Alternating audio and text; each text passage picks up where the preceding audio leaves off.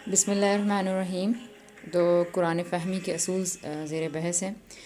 پہلا اصول ہم پڑھ چکے ہیں کہ قرآن کی زبان قریش مکہ کی زبان تھی، دوسرے نمبر پر ہم نے دیکھا کہ قرآن کی زبان نہ صرف عربی ہے بلکہ عربی مبین ہے، وہ صاف واضح عربی مبین زبان تھی۔ اس کے بعد تیسری چیز ہم نے پڑھی کہ قرآن فرقان ہے، اور ہم کسی بھی ایسی چیز کو قرآن کے مقابل نہیں لا سکتے جو کہ قرآن کی اس حیثیت کو، اس اتھارٹی کو، اس کی اس پوزیشن کو چیلنج کر دے، کیونکہ قرآن کے بارے میں اللہ تعالیٰ نے ایک اعلان کیا ہے، اس کی حیثیت کے بارے میں اعلان کیا ہے، اور وہ حیثیت کسی بھی طرح سے اس سے نہیں چھینی جا سکتی۔ پھر ہم نے فورتھ سیشن میں یہ دیکھا تھا کہ کچھ میجر پرابلمز ایسے ہیں جو کہ قرآن کی اس حیثیت کو چیلنج کرتے ہیں، جس کی وجہ سے قرآن کو سمجھنے میں پھر مشکل بھی ہو جاتی ہے، اور بعض اوقات کافی زیادہ ڈفرینس آف اوپینین بھی آ جاتا ہے۔ تو اس لیے ہم لوگ اللہ تعالیٰ کی کہی ہوئی بات کو، جو قرآن کے بارے میں خدا نے خود کہی ہے، اس کو ترجیح کی بنیاد بنائیں گے۔ پھر اس کے بعد ہے اس میں قرآن کے بارے میں ایک اور جو اصول ہمیں سامنے رکھنا ہے، اور وہ یہ ہے کہ قرآن اپنا مدعا اتنی مختلف صورتوں میں اور اتنے ڈفرینٹ پیرایوں میں بیان کرتا ہے کہ اس کے نتیجے میں وہ خود بخود اپنے اجمال کی تفصیل کرتا ہے اور اپنے معجزانہ کلام کی شرح و تفسیر بن گیا ہے۔ جس طرح کہ اس دن بھی ہم نے ایک چیز کہی تھی کہ قرآن اپنی لغت یا اپنی ڈکشنری خود ہی پرووائڈ کرتا ہے۔ تو یہ کام کیسے ہوتا ہے، یعنی قرآن اپنی لغت کیسے خود بن جاتا ہے؟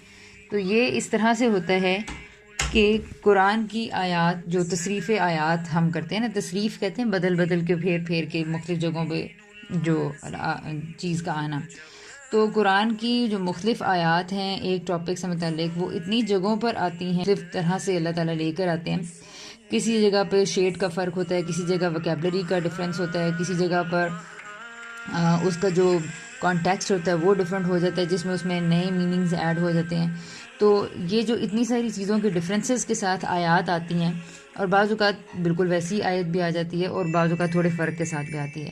جب یہ اتنی قرآن پاک ہمیں یہ سہولت مہیا کرتا ہے کہ اس کے اندر آیات یوں بدل بدل کر یا پھیر پھیر کر لائی جاتی ہیں، اور ظاہر ہے یہ انسانی فطرت کو بات سمجھانے کے لیے ایک خوبصورتی بھی ہے کہ اس کو ایک بات کو سمجھانے کے لیے بار بار ایک بات کو ریمائنڈ کرایا جاتا ہے، تبھی وہ اس کے اندر پختہ ہو جاتی ہے۔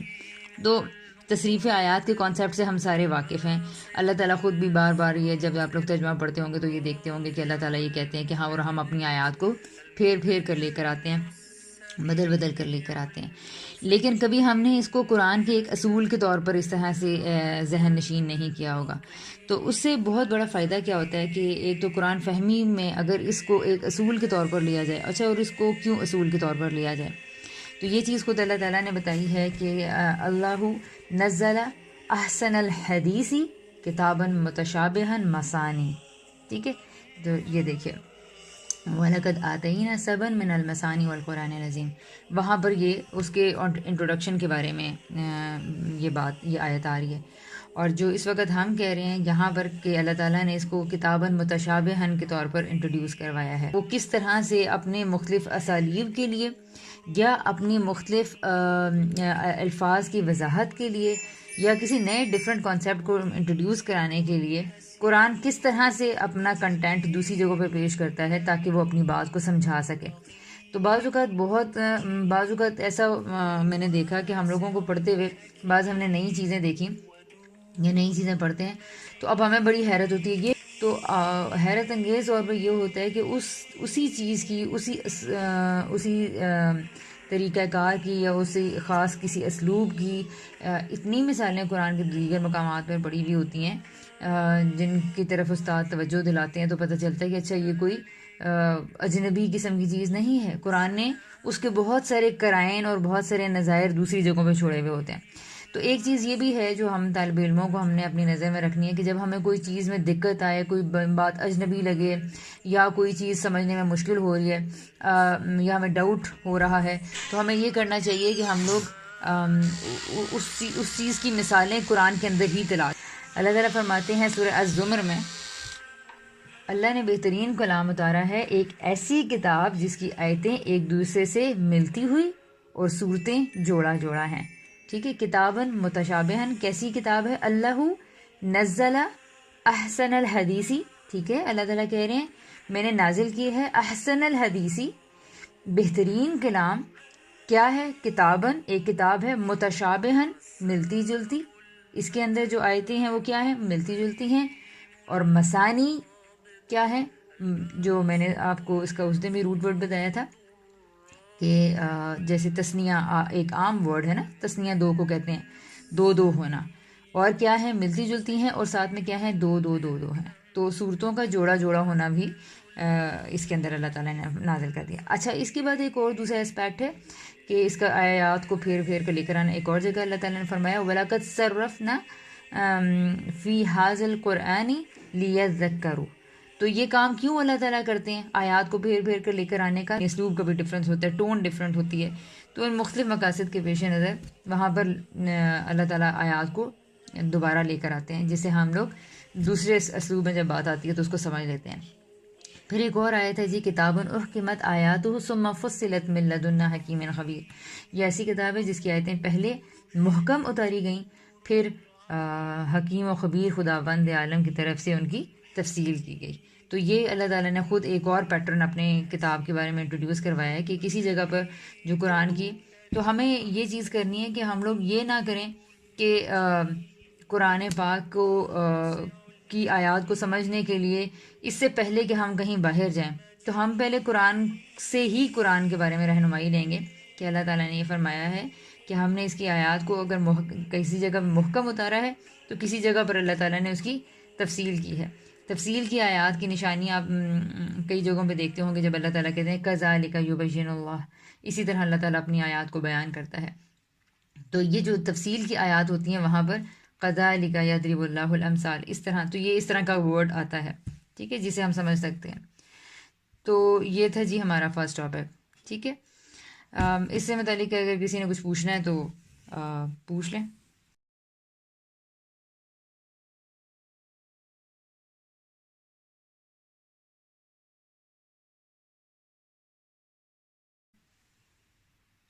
یہ کہ اللہ تعالیٰ مختلف آیات کو پھیر پھیر کے لے کر آتا ہے، اور مجھے جو تھوڑی سی آئی ہے کہ مختلف جگہوں پہ جب وہ آتی ہیں تو وہ مختلف مطلب معنی کے ساتھ آتی ہیں. مختلف معنی کے ساتھ نہیں، یہ لازم نہیں ہے کہ مختلف معنی میں آئیں، لیکن اس کا کبھی اسٹائل ڈفرینٹ ہوتا ہے، کبھی انداز کوئی اور ہوتا ہے، کبھی اس میں ورڈز تھوڑے ڈفرینٹ ہوتے ہیں.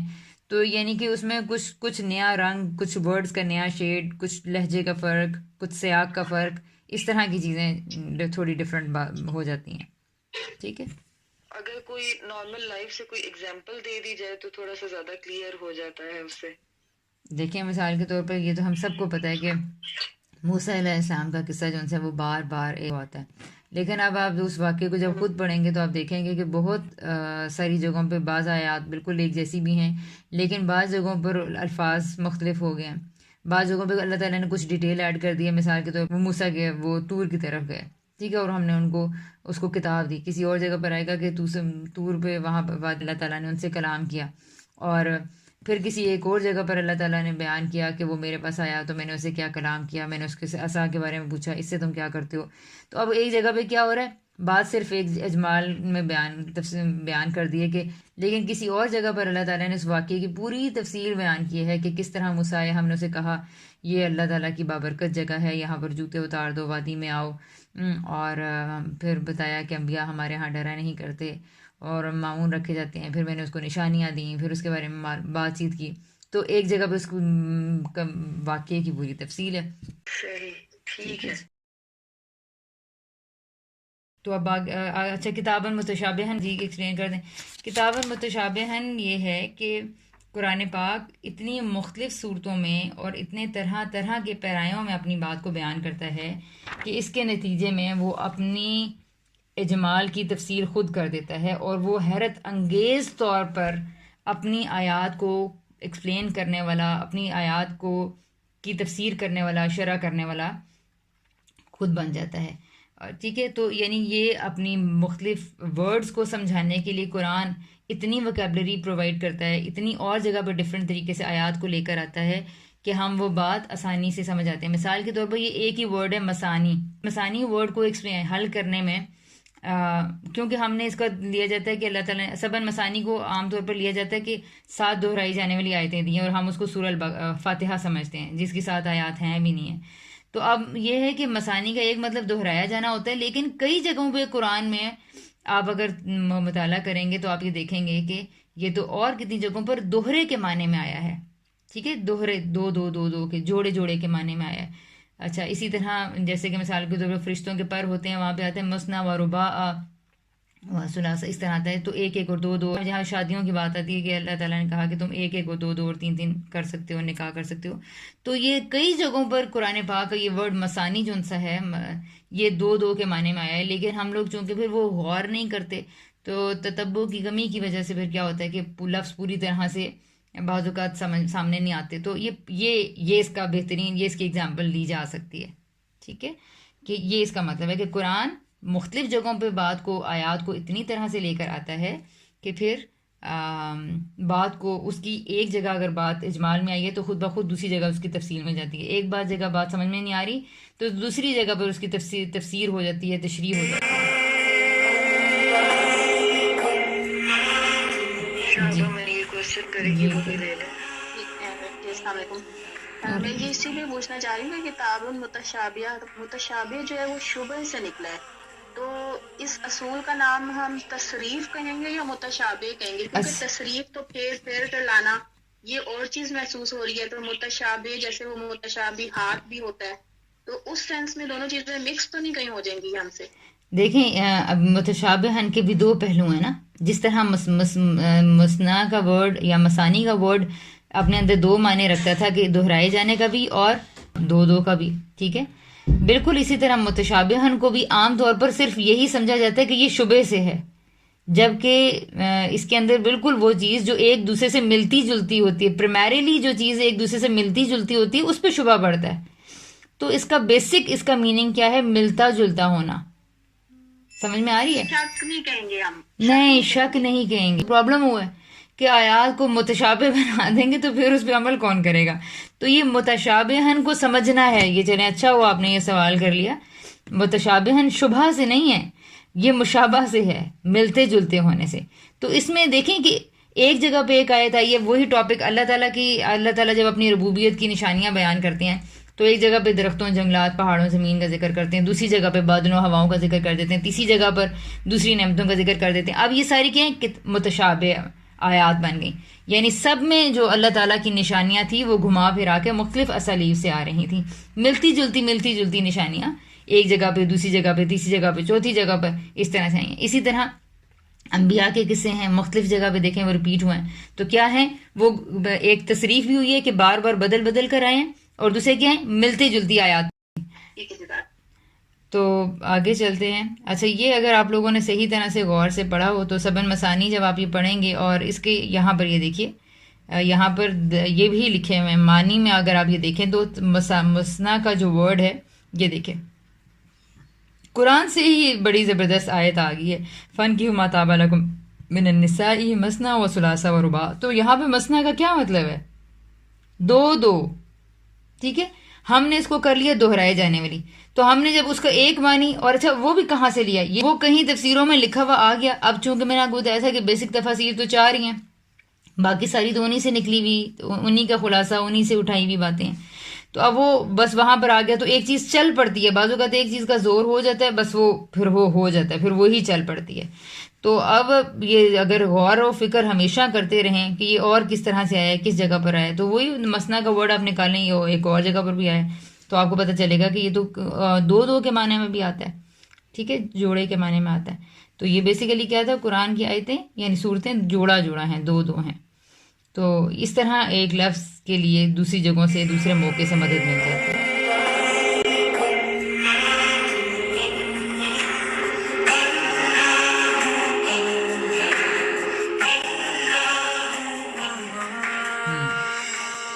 اچھا جی، پھر اس کے بعد ہے جی دوسرا ہمارا ٹاپک یہ ہے کہ انڈرسٹینڈنگ آف لائف، یعنی کہ ہم اپنے جو روزمرہ کے ہمارے مسائل ہیں یا زندگی ہے اس کو بہتر کرنے کے لیے اس کی بھی نیچر سمجھنی پڑے گی، ہمیں اپنی زندگی کے بارے میں جاننا پڑے گا کہ آخر زندگی کس طرح کی ہے نا.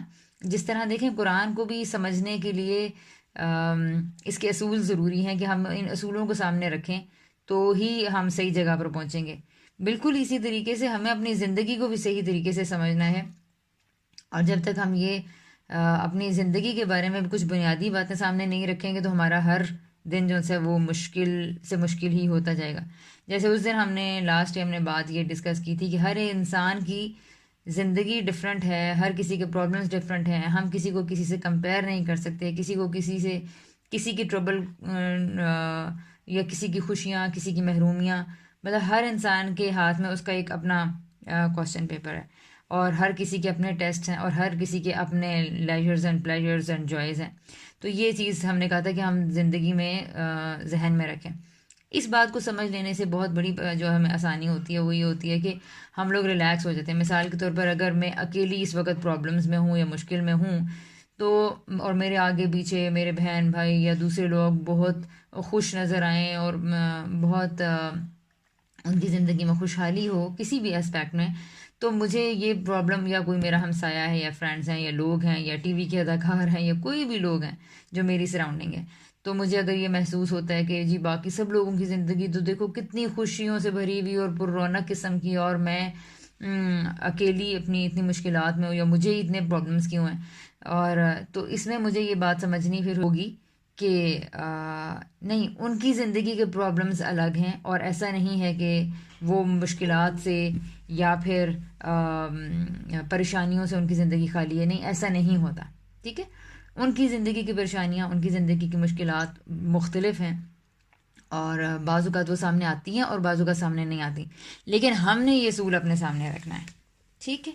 اچھا، اس کے حوالے سے میں چاہوں گی کہ آپ لوگوں میں سے اگر کوئی شیئر کرے، کوئی یہ دیکھنے میں واقعی ملتا ہے کہ بعض اوقات اپنی لائف میں جو ہم دیکھتے ہیں کہ یہ کمی ہے یا اس طرح کی کوئی پرابلم ہے تو اس وقت ہم یہی سمجھ رہے ہوتے ہیں کہ شاید کسی اور کی پرابلم ہے. ایسا نہیں ہے. تو جیسے جس طرح میں اپنے بارے میں سوچ رہی تھی کہ کیا اتنی ڈسٹرکشن ہے، جیسے میری جو ہے وہ ساس سسر دونوں ہی بیمار ہیں، تو ہمیں جب گھر سے نکلنا ہوتا ہے تو بڑا ایک مشکل سا ہوتا ہے کہ کوئی گھر پہ ہو پھر ہم نکلیں. مطلب ہم اپنی مرضی سے کہیں پہ بھی جانا، وہ ایک دم سے نہیں کہیں پہ آ جا سکتے یا کچھ اس طرح کی. تو میں اس چیز سے بڑی مجھے وہ ہو رہی تھی کہ یہ کیا ہے اس طرح. تو پھر وہ ایک اور میری کزن سے بات ہوئی تو اس نے جب اپنی کچھ باتیں میرے ساتھ شیئر کی کہ میری زندگی میں تو ایسا ہے، میری ساس جو ہے وہ اس طرح سے کرتی ہیں، اور کچھ اپنے پرابلم اس نے شیئر کی. تو میں نے سوچا کہ یہ جو اتنی زیادہ جو اس کی جو اس کے اوپر جو پابندی ہے، تو ان سارے معاملات میں تو میں بالکل آزاد ہوں. تو میں نے یہ سوچا کہ واقعی میں یعنی کوئی بھی انسان ایسا نہیں ہے. میں نے باقی بھی اور بھی جتنی لوگوں کو دیکھا ہے، جن سے سنا ہے ان کے گھر کے حالات یا ان کی جو لائف کے جو بھی پرابلمس ہیں، تو یہی دیکھیں کہ کوئی بھی انسان ایسا نہیں ہے کہ جس کی زندگی بالکل پرفیکٹ ہو، یا بالکل کس کی زندگی میں آپ کہہ لیں کہ کوئی پریشانی ہو ہی نہ. ایسا کسی کے ساتھ بھی نہیں ہے. کسی کی کوئی مختلف ہوتی ہے، کسی کی کچھ اور ہوتی ہے. بالکل.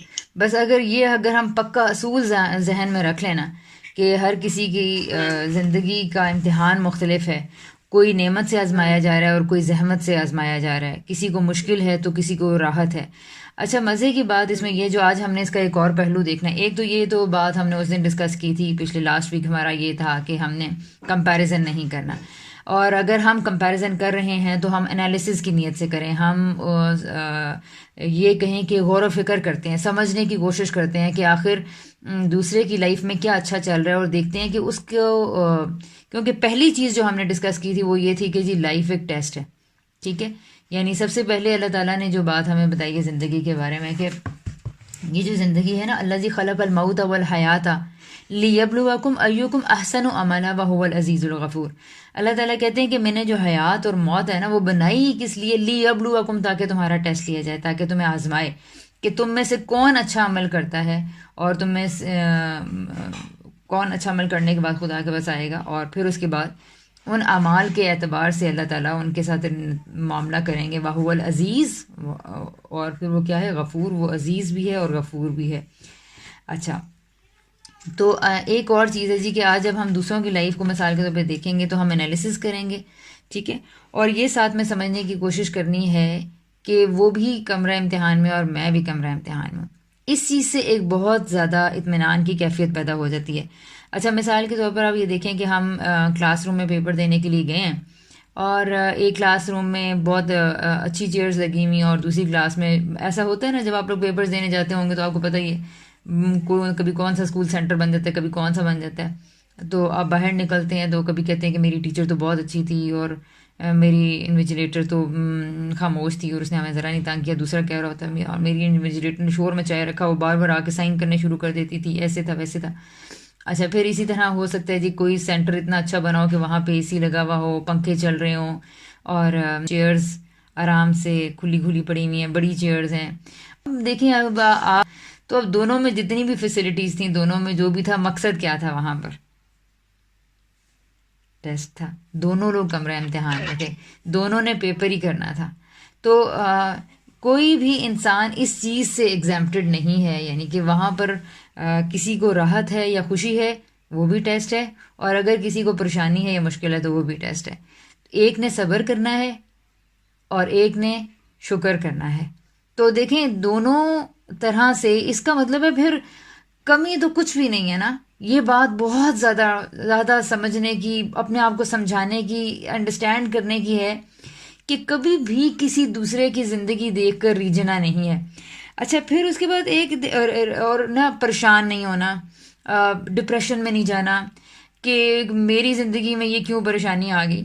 اور خولا نے یہ ذکر کیا کہ ان کے پیرنٹس جیسے گھر میں بیمار ہیں, تو ہو سکتا ہے کہ کوئی ایسا انسان جس کو دیکھ کے ہم یہ کہیں کہ یار وہ تو جب انہوں نے باہر جانا ہوتا ہے تو آرام سے چلے جاتے ہیں, ان کو تو کچھ بھی نہیں سوچنا پڑتا. تو کل کو آپ کی زندگی میں جب یہ پرابلم سالو, وہ جو لڑکی آج جس کو زندگی میں بالکل آزادی ہے یا آپ کو فریڈم نظر آ رہی ہے, 4 سال بعد آپ جب ان سے بات کریں تو آپ اس کی جگہ پر ہوں کہ آپ کو جانے میں کوئی فریڈم, کوئی جانے میں سوچنا بھی نہ پڑے. اور اس وقت ہو سکتا ہے کہ اس کے گھر میں پیرنٹس بیمار ہوں یا اس کے گھر میں کوئی ایسے ایشوز چل رہے ہوں. تو ہم لوگوں نے کیا کرنا ہے, لائف کو ہم ایسا کرتے ہیں کہ پوری لائف کو نہیں اصل میں سامنے رکھتے. ہم لوگ یہ چیز ذہن میں نہیں رکھتے کہ میرا خوشی کا ٹائم الگ ہے, اس کا خوشی کا ٹائم الگ ہے. ٹھیک ہے. اچھا اتنا, بلکہ اس میں تو ہم نے غور و فکر کر کے اتنا زیادہ یہ دیکھا ہے کہ مثال کے طور پر بعض لڑکیاں کہہ رہی ہوتی ہیں شروع میں, شادی کے شروع میں, کہ ان کے ہسبینڈس بہت اچھے ہیں, بڑے کوآپریٹیو ہیں, ایسے ہیں ویسے ہیں. اور بعض لڑکیاں شادی میں ہوتی ہیں تو ان کو پتہ چلتا ہے کہ ان کے ہسبینڈ جو ہیں بہت سخت ہیں, بات پہ شک کرتے ہیں, پابندی لگاتے ہیں, امی کے گھر بھی نہیں جانے دیتے. اچھا اور 5 سال کے بعد 2 دوستیں ملتی ہیں تو دونوں سے بالکل الٹ باتیں کر رہی ہوتی ہیں کہ میرا وہ جس کا میاں بہت اچھا تھا وہ اب اچھائی کر کے تھک چکا ہوتا ہے اب وہ پابندیاں لگانے کی جگہ پہ آ چکا ہوتا ہے, اس کا مزاج بدل چکا ہوتا ہے. اور وہ جو دوسری آپ کو بتا رہی تھی کہ اس کے تو شوہر نے اس کو تنگ کر کے رکھا ہوتا ہے, وہ اب تنگ کر کے تھک گئے, اب وہ ایک دوسری جگہ پر آ گئے. اتنی زندگی تو ایک دیکھیں کہ اگر آپ ایک دن کو یا ایک سال کو کمپیئر کرنے کے بجائے اگر آپ زندگی کے 5 سال کو پہلے ہی سامنے رکھ لیں کہ میں اب زندگی کو ایک پورے خدا کے پلان کی حیثیت سے دیکھوں گی, لوگوں کی زندگی کو ایک پیکج کے طور پر دیکھوں گی, ٹھیک ہے, تو اس سے بہت زیادہ ہمیں زندگی کو سمجھنے میں آسانی ہوگی. مثال کے طور پر اچھا کبھی یہ ہوتا ہے کہ کسی کی فیملی میں کوئی ڈیتھ ہو جاتی ہے تو بہت ڈسٹربنس چل رہی ہوتی ہے, بہت پریشانی چل رہی ہوتی ہے. اچھا اور وہ اسی کے بارے میں سوچتے رہتے ہیں, جبکہ یہ ایسی جگہ پر ہم لوگ اپنے آپ کو کس طرح سے کر سکتے ہیں یا اس میں سے ڈپریشن میں سے باہر آنے کے لیے ہم یہ دیکھیں کہ ہم نے کتنے سال جو ہیں وہ عافیت میں گزارے, یا کتنی, جیسے وہ آپ نے ایک تابی کا واقعہ بھی سنا ہوگا نا کہ وہ ایک سفر پہ گئے تو وہاں پر ان کا 4 بیٹوں میں سے ایک بیٹا ساتھ گیا تھا, ایک بیٹا بھی فوت ہو گیا, اور جب اس کا جنازہ پڑھ کر آ رہے تھے تو ان کو وہ ایک جگہ پہ گرے اور ان کی ٹانگ ٹوٹ گئی, اور ٹانگ کاٹنی پڑی, اور پھر اس کا اتنا تکلیف اس کی انہوں نے صحیح واپس آئے. تو گھر والوں نے تو ایک طرح کا جسے کہتے ہیں وہ پریشانی, اور ان کا تو انہوں نے بڑے آرام سے یہ جواب دیا کہ میرے 4 بیٹے تھے تو خدا نے ایک لے لیا, 3 ہیں, ٹانگ لے لی, ایک بازو اور 2 ٹانگیں بھی ہیں. تو یہ ایک دیکھیں زندگی کے ٹربلز کو دیکھنے کا ایک وہ ہوتا ہے کہ میں نے بڑے عرصے تک اپنی ان چیزوں کو انجوائے کیا ہے, ان سے مزے اٹھائے ہیں. تو اب یہ وہ ٹائم ہے کہ جس میں کوئی پریشانی مثال کے طور پر آ گئی ہے. اچھا اب ایک تو یہ چیز ہوگی کہ ہم نے بہت عرصے تک کیا کیا، نعمتوں سے فائدہ اٹھایا، لیکن ہمیں نعمت کے جانب یہ خیال ہی نہیں آتا کہ میں نے کتنے عرصے تک اس سے فائدہ اٹھایا. مثال کے طور پر آنکھ میں ایک دانہ نکل آتا ہے تو اس دن تو ہم بڑی سی کرتے ہیں، لیکن یہ نہیں سوچتے کہ 5 سال سے یا 10 سال سے میری آنکھیں بالکل ٹھیک کام کر رہی ہیں اور ان میں کوئی مجھے چبھن نہیں ہوئی، کوئی اریٹیشن نہیں ہوئی، اور اب مجھے یہ پرابلم ہو رہی ہے. ایک تو ہم یہ چیز بھول جاتے ہیں. دوسری چیز یہ بھول جاتے ہیں کہ جب وہ پریشانی ختم ہو جاتی ہے تو تب بھی ہمیں یہ ذہن میں نہیں رہتا یہ کہ اب ہم نے اس چیز کا، اس نعمت کی شکر گزاری کیسے کرنی ہے. ٹھیک ہے. اچھا اب جیسے میں بات کر رہی تھی ڈیتھ وغیرہ کی، تو اس میں بعض لوگوں کو یہ دیکھنا ہے ہم نے کہ کسی کی زندگی میں بس the only trouble was that death time, یا پھر وہ ایک بڑی جسے کہتے ہیں ٹربل جو ان سے وہ ڈیتھ کے ذریعے آ جاتی ہے. لیکن کسی دوسرے انسان کو وہ کی یہی آزمائش، یہی ٹیسٹ بالکل کسی دوسری طرح سے آ جاتا ہے. مثال کے طور پر ان کی گاڑی کا ایکسیڈنٹ ہو گیا، یا مثال کے طور پر ان کا گھر ہی نہیں ہے اور وہ کرائے کے گھر میں ہی ساری زندگی سے رہے جا رہے ہیں، اور ان کو مالک مکانوں کی کوئی مشکلیں اتنی سہنی پڑتی ہیں. بعض اوقات کسی کے ساتھ قریبی لوگوں میں سے اتنے ان کی کمپنی اچھی نہیں ہوتی ہے، ان کو اچھے لوگوں کی صحبت نہیں میسر آتی، جس کی وجہ سے وہ مسلسل ایک ٹارچر میں رہتے ہیں. ایک خاتون تھی جن کا گھر بار، جن کا آفس، ہسبینڈ سب بہت اچھی پوسٹ پہ، اچھی جاب پہ، لیکن جب بھی میری ان سے ملاقات ہوتی تھی تو مجھے ان سے خوشیوں کی بات کبھی سننے کو نہیں ملی تھی، بلکہ ہمیشہ ان کی سراؤنڈنگ میں جو بھی وہ بات کرتی تھیں نا، تو ان کی بات میں صرف ان کے آگے پیچھے والے لوگوں کے متعلق صرف برائی، کمی کہ لوگ ان کو ٹیز کر رہے ہیں، لوگ ان کو تنگ کر رہے ہیں، لوگ ان کو چڑھا رہے ہیں، لوگ ان سے جیلس ہو رہے ہیں. لیکن اس طرح کی سب چیزیں ان کی زندگی میں سے یہ تھی. تو وہ ان کا اتنا بڑا گھر، وہ ان پیارے بچے، ان کو میکے کی فیسلٹی اویلیبل ہونا، ان کا گاؤں، ان کا گھر بڑی اچھی جگہ پہ تھا، وہاں جاتے تھے. لیکن ساری چیزوں کے اوپر حاوی کیا چیز تھی؟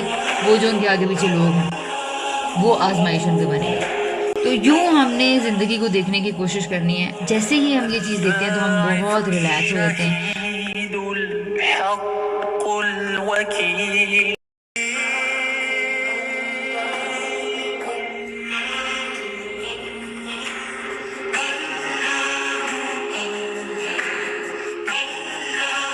اور ایک ریلیکس کرنے والی دوسری چیز کیا ہے، وہ یہ ہوتی ہے کہ ہم اگر خدا کو جانتے ہوں تو پھر ہمارے لیے بہت زیادہ آسانی ہو جاتی ہے کہ جب ہم یہ دیکھیں. اب کل میرے کزنز آئے ہیں، تو میں وہ نا میری خالہ کہتی ہیں کہ باجی نے بیٹا کلمہ سنا. تو میں نے اسے کہا کہ میں نے کہا بیٹا کلمہ کیوں یاد کرتے ہیں نا؟ تو کہتا ہے سنان لئی، یعنی کہ سنانے کے لیے. تو میں نے کہا، میں اس کا جواب سن کے کہ ظاہر ہے ہمیں کلمے کا ایک ہی پرپز ہے اور وہ سنایا جاتا ہے. کہ انہوں نے کبھی بھی یہ تو نہیں کہا کہ کیوں سنا رہے ہو، کیا فائدہ ہے، کیا مطلب ہے کلمے کا. تو خیر تھوڑی میری پھر ان بچوں سے بات ہوئی. تو اب ہم لوگ یہ ہمیشہ سے یہ سمجھتے ہیں کہ وہ کلمہ یا جو خدا کا تعارف تھا کہ خدا علیم ہے، خدا حکیم ہے، خدا عزیز ہے. تو ہم یہ خدا کی صفات صرف بس لگتا ہے ہم نے بس صفات الرحمن صرف یاد کرنے کے لیے، جو اسماء الحسنہ ہم لوگوں کو، میجورٹی لوگوں کو یاد ہوں گے، لیکن وہ مجھے لگتا ہے بس ہم لوگ اسی لیے یاد کرتے ہیں کہ بس یاد کر لیں اور وہ ہمیں آتے ہوں. جبکہ ان کا کیا پرپز تھا؟ اگر میں یہ مان لوں کہ خدا حکیم ہے تو کبھی میں اس بات پہ پریشان ہوں، کبھی کوئی ٹربل میرے لیے دکھ کا، ہم اور غم کا ذریعہ بن جائے.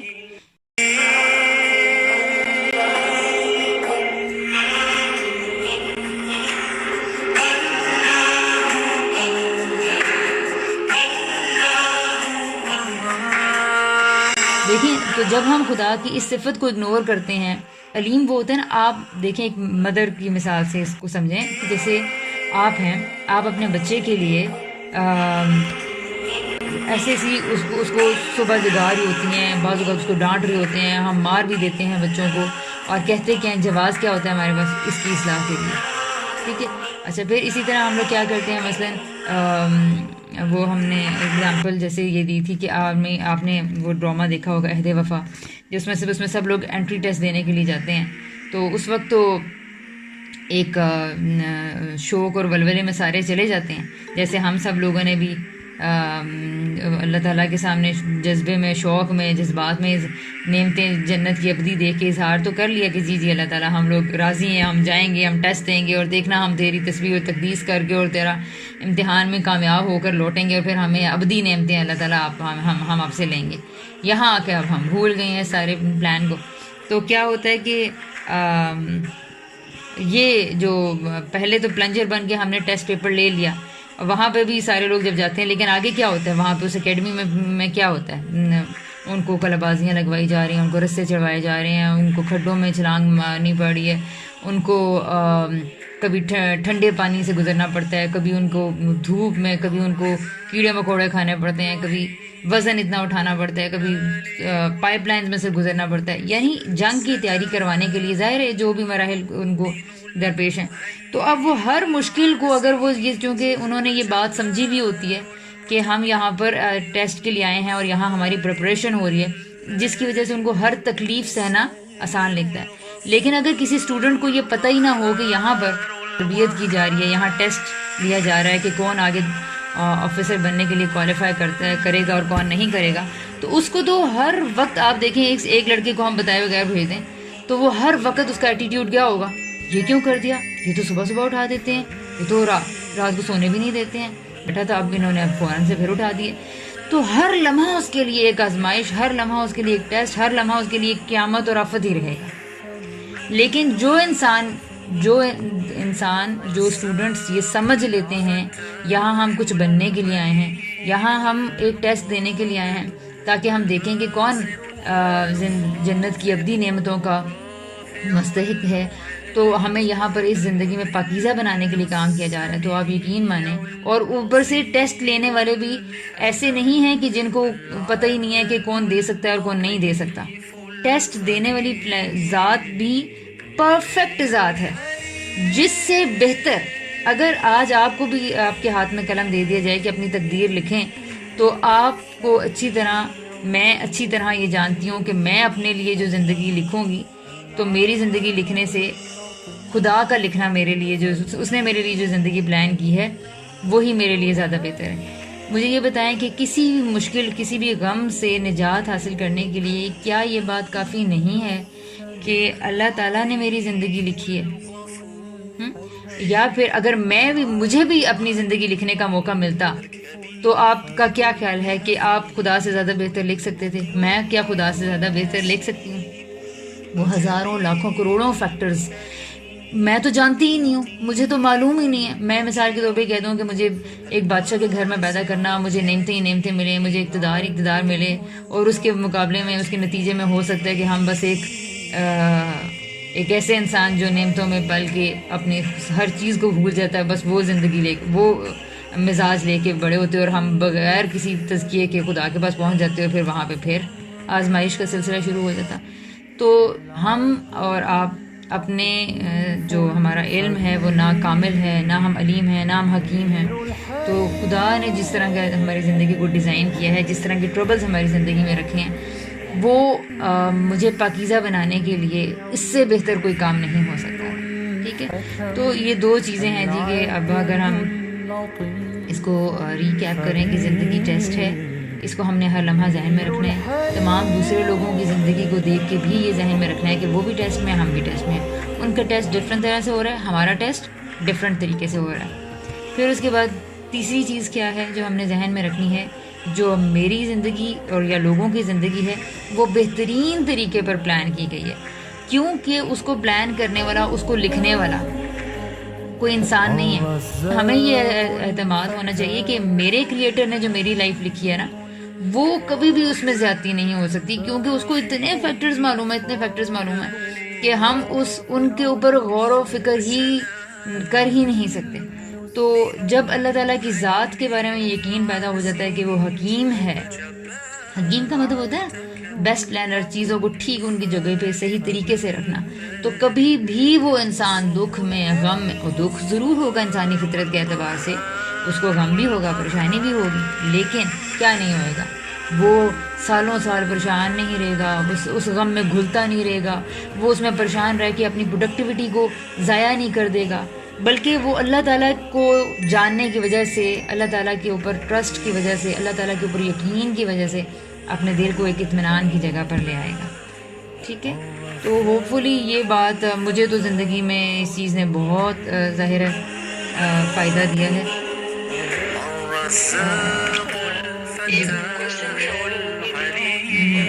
کوشچن میں دیکھ لیتی ہوں، کیا آسان ٹیسٹ کو عافیت کا نام دیا جا سکتا ہے؟ دیکھیں، یہ جو آسان ٹیسٹ ہے نا وہ وقتی طور پر ہے جو اس کا آسان لگ رہا ہے، کیونکہ آگے جا کے یا اس کی زندگی میں ٹربلز آ جائیں گے، یا ہو سکتا ہے کہ اس کی زندگی میں پیچھے ٹربلز گزر چکی ہوں. کسی کا بچپن مشکل گزرتا ہے تو اس کی جوانی آسان ہو جاتی ہے، کسی کی جوانی مشکل گزرتی ہے تو اس کا اگلی ایج میں اس کو کوئی جاب اچھی مل جاتی ہے، اس کی شادی اچھی جگہ ہو جاتی ہے، اس کے بچے نیک ہو جاتے ہیں. تو وی نیور نو کہ زندگی پوری اس کی ٹائم لائن میں کیا آسانیاں ہی آسانیاں ہیں. کیا ایسا ہے؟ تو ایسا نہیں ہوتا کہ کسی کی زندگی میں آسانیاں ہی آسانیاں ہیں. اور اگر کسی کی زندگی میں آسانیاں ہی ہیں یا عافیت ہی عافیت ہے تو اب کیا وہ ٹیسٹ آسان ہے؟ تو اس کو اللہ تعالیٰ بات سمجھاتے ہیں، وہ آخرت کو سامنے رکھ کے بات سمجھاتے ہیں. ایک انسان کو مثال کے طور پر ایک ایسے گھر میں، ایک نعمتوں والے گھر میں اس کی آنکھ کھلی، اس کو اچھی تعلیم ملی، اچھے ماحول ملا، تو اب کیا ہے، اس سے کیا تقاضا کیا جاتا ہے؟ اس سے خدا کا تقاضا کیا ہے کہ میں نے تمہیں اتنی نعمتیں دی ہیں اور اب تم نے سوسائٹی کے لیے اس طرح کام کرنا ہے، اتنے بہترین درجے پہ اپنے اخلاق کو سنوارنا ہے کہ تم دوسروں کے لیے رول ماڈل بن سکو، دوسروں کو نیک راہ پر لا سکو، کیونکہ تمہیں میں نے اتنی چیزوں سے نوازا ہے، اتنی امتحان تم سے اس لیے اٹھا لیے تھے کہ تم نے اپنے اخلاق اور اپنے کردار اور اپنی پاکیزگی کو اس درجے میں ثابت کرنا تھا، یہاں تک لے کر جانا ہے. اچھا، ایک دوسرا انسان جس کو نہ یہ ماحول ملا ہے، نہ یہ تعلیم ملی ہے، اس کو نہ یہ فائنانسز کی مشکلات سے گزرنا پڑا ہے، تو اب ایک اس طرح کے انسان کو اس سے تقاضا خدا کا کیا ہے کہ وہ ان مشکلات پہ صبر کر کے صرف اپنے آپ کو خدا پر، اپنے ایمان کو برقرار رکھے. اس سے باقی چیزوں کے بارے میں جواب دہی ہی نہیں ہوئے گی. اس سے صرف جواب دہی اتنی تھی کہ کیا تم نے اپنے ایمان کو بچایا، کیا تم نے اپنے خدا کو یاد رکھا. تم پر اگر تمہارے والدین، تمہیں اچھی تعلیم نہ ملی، تمہیں اچھا ماحول نہ مل سکا، تو کیا تم نے اپنے خدا کو یاد رکھا؟ تم کیا مشکلات کے آنے پر اپنے خدا کو بھول تو نہیں گئے تھے؟ تو دیکھیں، اب آپ دیکھ لیں کہ ایک جو نعمتوں والا انسان جس کو بظاہر ہم سمجھ رہے ہیں کہ وہ عافیت میں ہے، عافیت کی زندگی گزار رہا ہے، تو لیکن کیا ہے، اس عافیت کے بعد وہ بھی اتنے ہی امتحان میں کھڑا ہے کہ یہ جس دن ہم اللہ تعالیٰ کے سامنے جائیں گے اس دن ہمیں سمجھ میں آ جائے گی کہ اس سے جو سوال کیے جائیں گے وہ ہم سے نہیں کیے جائیں گے. اس کی ذمہ داری بہت بڑی تھی. بالکل ایسی بات ہے کہ ایک جو سولجر ہوتا ہے، کمنٹ بھی کرنا چاہ رہی تھی جی، کرنل جنرل ہوتا ہے، تو اس سے کیا سوال ہوئیں گے؟ آپ یہ دیکھیں کہ کیا سولجر سے وہی سوال ہوتا ہے ذمہ داریوں کے بارے میں جو ایک جنرل سے ہوتا ہے؟ نہیں ہوتا نا. سولجر سے تو صرف اس کی ذات کے بارے میں اور اس کی روٹین کے بارے میں اکاؤنٹیبلٹی کی جا رہی ہوتی، جبکہ ایک جنرل سے جب سوال کیا جاتا ہے تو اس سے کئی اس کی وہ بریگیڈز اور یونٹس، جتنی بھی اس کے کمانڈ، اس کے جو 1000 لوگ کئی اس کے نیچے ہوتے ہیں، ان سب کے بارے میں اس سے سوال کیا جا رہا ہوتا ہے، ان سب کے بارے میں سے پوچھا ہے. تو یہ دیکھیں، ایک بہت زیادہ میرا خیال ہے کہ ہمیں اس چیز کو سامنے رکھنا چاہیے کہ جتنی بڑی نعمت اتنی بڑی جس کو ہم عافیت سمجھ رہے ہیں، اس کے بعد اس سے سوال بڑی ڈفرینٹ طرح کے ہونے ہیں. ٹھیک ہے، کتاب المتشابہات ان کو ایک دفعہ دوبارہ ایکسپلین کرتے ہیں. شکر میں مخلوق کی خدمت بھی انکلوڈ ہی، شکر میں مخلوق، بالکل. دیکھیں، شکر میں مخلوق کی جو بھی نعمت آپ کو مل رہی ہے نا، اس کا ایک شکر ہوگا. آپ کچھ جیسے اب مثال کے طور پہ کل میری بیٹی اپنی اب بڑی کزن سے وہ 3 دن سے اس سے وہ پڑھ رہی ہے اپنی ہسٹری وغیرہ کی، تو اب وہ رات کو شی واز اوور ایکسائٹیڈ اور وہ کہی تھی کہ مائرا پی میں کیسے آپ کا تھینک یو کروں، میں آپ کا کیسے تھینک یو کروں. تو میں نے کہا کہ کر دیں. تو کہتی ہے نہیں، میں کیسے کروں، میں جتنا بھی تھینک یو کروں گی وہ کم ہوگا. تو اس نے کیا حل نکالا کہ میں کرتی ہی نہیں ہوں. میں نے کہا بیٹا آپ کر دیں، اپنی فیلنگز کو کنوے کریں، بتائیں آپ کیا سوچ رہی ہیں، اور ان کو کنوے کریں. تو اب جب وہ اتنی خوش تھی، تو جب اس نے اب میسج وغیرہ اپنی آپی کو کر دیا کہ آپ نے مجھے اچھا بہت ایسا پڑھایا ویسا پڑھایا، اسے کہا کہ بیٹا اس کا اصل گریٹیٹیوڈ اس کا یہ ہے، اس کے اصل شکر گزاری اس طرح سے ہوگی. ایک تو آپ نے تھینک یو کہہ دیا، آپی کو کہہ دیا. دوسرا اب آپ نے کام بیٹا یہ کرنا ہے کہ جو آپ کی کزن نے آپ کے لیے کام دیا ہے کہ اس نے 3-4 گھنٹے وہ روز نکال کے آپ کو پڑھا رہی ہے، تو اب آپ نے اپنے کسی چھوٹے بہن بھائی کے لیے، آپ نے اپنے چھوٹے کزن کے لیے، جب آپ کی علم کی، آپ کی نالج کی کسی کو ضرورت پڑے گی، تو آپ اس کو یہ سروسز دیں، آپ اس کے لیے یہ فیسلٹی دیں. تو میں یہ جب بچے جو ان سے ہیں یہ اپنی فرینڈس میں یا اپنی بڑی کزن سے باتیں کرنا چاہ رہے ہوتے ہیں تو میں کہتی ہوں کہ کیا ہم نا آپ کے چھوٹے کزنز یا آپ کے جو وہ بھی آپ سے بات اسی طرح کرنا چاہتے ہیں؟ کیا آپ بھی ان کو ٹائم دیتی ہیں؟ کیا آپ بھی ان سے ان کے لیے اسی طرح بات کرتی ہیں جس طرح آپ کی بڑی کزن آپ سے بات کرتی ہے؟ تو وہ کبھی تو بالکل ڈینائی کر دیتی ہے، نہیں مائرہ آپ کی پہلے تھوڑی ایسی تھی، وہ تو پہلے ہم سے بات بھی نہیں کرتی تھی. تو کبھی وہ ڈینائی کرنا شروع کر دیتی، اور کبھی پھر جب وہ ریئلسٹکلی سوچتی ہے تو پھر کہتی ہے کہ ہاں میرے تو باقی کزنس میں نے تو ان سے کبھی بات نہیں کی.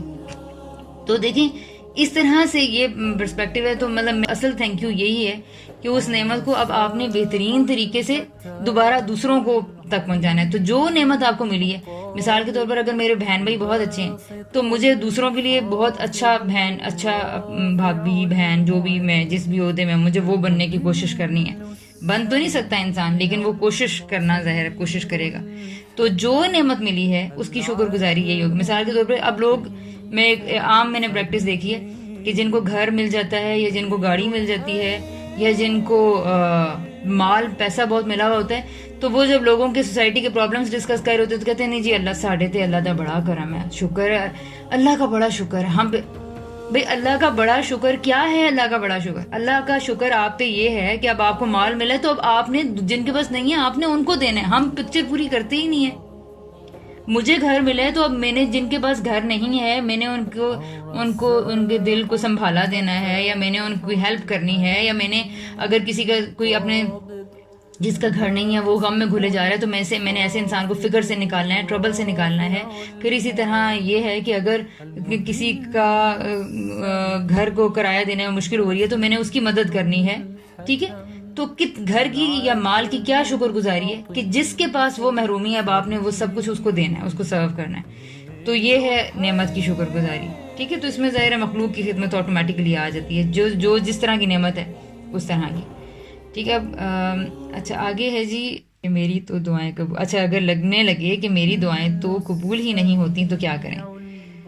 تو بس اللہ تعالیٰ کا شکر ادا کریں، کیونکہ آپ کو پتہ نہیں چل رہا اصل میں. آپ ہو سکتا ہے کہ آپ نے بس ایک دعا پہ فوکس کر کے بیٹھی ہوئی ہیں کہ مثال کے طور پہ میں آج دعا کرنا شروع کر دوں کہ کہنا شروع کر دوں کہ مجھے اچھی جاب مل جائے. ٹھیک ہے، اب جاب مجھے نہیں مل رہی فار ایگزامپل، لیکن ہو سکتا ہے کہ مجھے اللہ تعالیٰ میرے دل میں سکون یا مجھے راحت عطا فرمائیں، ذہنی طور پہ کوئی سکون عطا فرما دیں، مجھے اچھے لوگوں سے ملوا دیں، مجھے اللہ تعالیٰ اپنے سے قریب ہونے کے لیے کچھ مواقع عطا کر دیں. تو ہو سکتا ہے کہ وہ 20-50 نعمتیں، یا آپ کی آنکھیں ٹھیک کام کر رہی ہیں، موسم ٹھیک ہے، ہمارا بازو ٹانگ نہیں ٹوٹی ہوئی یا ایکسیڈنٹ نہیں ہو رہا، مشکلوں سے اللہ تعالیٰ نے ہٹا کے رکھا ہوا ہے. ہو سکتا ہے کہ ہمیں اس وقت ہم نے کیا کیا ہوا ہوتا ہے، ہم ایک دعا مانگتے ہیں، اس پہ فوکس کر لیتے ہیں، اور پھر اس کے بعد اللہ تعالیٰ بعض اوقات دوسری وہ چیز چونکہ اس وقت انسان کے لیے اتنی بہتر نہیں ہوتی تو اللہ تعالیٰ اس کو دوسری کئی طریقوں سے مدد عطا کر رہے ہوتے ہیں، یا اس کے لیے کئی مشکلات سے اس کو بچا رہے ہوتے ہیں کہ ابھی تمہارے لیے بہتر نہیں ہے، اس میں یہ آ گیا تو تمہارے لیے پریشانی ہو جائے گی یا یہ مشکلیں کھڑی ہو جائیں گی. تو اس صورت میں اس طرح خدا کیا کرتا ہے کہ بعض کسی نعمت کو تھوڑا ڈیلے کر کے دیتا ہے. اس کا ایک اور بھی زاویہ ہے اس بات کو دیکھنے کا کہ میری دعائیں قبول نہیں ہو رہی.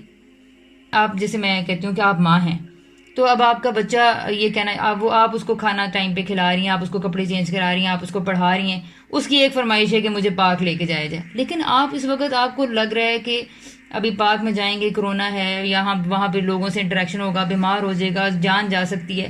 آپ اس کی ایک فرمائش پوری نہیں کر رہی، لیکن ساتھ میں آپ اس کو فیسیلیٹیٹ کرنے کے لیے ہو سکتا ہے کہ آپ اس کو گھر میں ہی جو ان سے وہ کوئی اچھی ویڈیو لگا کے دے دیں، آپ اس کے ساتھ گھر میں گیمز کھیل لیں، آپ اسے اچھا اس کی پسند کا کھانا بنا دیں. اب وہ اس کی سوئی اس بات پہ ٹنگی ہوئی ہے کہ نہیں جی مجھے تو آپ پارک ہی نہیں لے کر جا رہی، نہیں آپ مجھے کون سا پارک لے گئے. تو اب کیا پارک نہ لے کے جانے کی وجہ سے بچے کو کیا سوچنا چاہیے؟ اگر وہ سمجھتا ہے نا کہ میری ماں ہے تو پھر اس کو یہ اعتماد قائم رکھنا چاہیے. اور اگر وہ اس بات سے منحرف ہو جائے، یعنی کہ اگر اس کو ٹرسٹ ہی نہیں ہے تو یہ ایک بہت بڑا یعنی کہ غلطی ہم کر جاتے ہیں کہ خدا پر اعتماد، خدا کی حیثیت سے برقرار رکھنا کہ وہ زیادہ جانتا ہے، اس کو زیادہ پتہ ہے، وہ علیم ہے، وہ حکیم ہے، میں نہیں ہوں. تو یہ چیز سیٹسفائی ہوئی کہ ہم کسی دوسرے کی کتنی بھی عیاشی والی، عیش و عشرت والی یا پرسکون زندگی دیکھیں تو لیکن انسان کمفرٹیبل میرا خیال ہے شاید پھر کہے کہ نہیں میں اپنی زندگی میں ہوں، کسی دوسرے کی زندگی میں. تو وہ ایسے ہی جیسے ہم کسی کے گھر میں جا کے کبھی کمفرٹ، چاہے کسی کا گھر کتنا ہی لگژریس یا کتنا ہی آرام دہ یا پرسکون یا ٹھنڈا کیوں نہ ہو، لیکن اس کو راحت جو ہے وہ اپنے ہی گھر میں آ کے محسوس ہوتی ہے. تو ایک اس چیز کو بھی اس چیز سے شاید ریلیٹ کر پائے کوئی. اور ایک اور وہ ہم نے ایک ویڈیو دیکھی تھی جس میں چھوٹے چھوٹے بچوں سے یہ پوچھا گیا تھا کہ آپ کو اپنی ماما میں کیا مسائل ہیں اور آپ کی فرینڈ کی ماما آپ کو کیسی لگتی ہے. تو وہ چھوٹے چھوٹے بچوں نے دوسروں اپنے فرینڈس کی ماما کی کافی تعریفیں کی، وہ ایسے ہیں، وہ یوں ہیں. اپنی ماما کی کچھ جو ہے نا انہوں نے کہا نہیں ہماری ماما یہ پرابلم ہے یا ہماری ماما میں یہ پرابلم ہے. اور ایٹ دا اینڈ کوشچن تھا کہ آپ اپنی ماما کو فرینڈ کی ماما سے چینج کرنا چاہیں گے؟ تو ہر بچے نے لٹرلی ہر بچے نے کہا تھا کہ نہیں ہم چینج نہیں کرنا چاہیں گے. یہ بس یہ تو خدا کی ذات کو جو میں یہی بات بتا رہی ہوں کہ اگر کوئی حکیم مانتا ہے تو وہ یقیناً اپنی لائف پہ ہی سیٹسفائیڈ رہے گا. الفتاح العليم القابض الباسط الخافض الرافع المعز المذل السميع البصير الحكم العدل اللطيف الخبير الحليم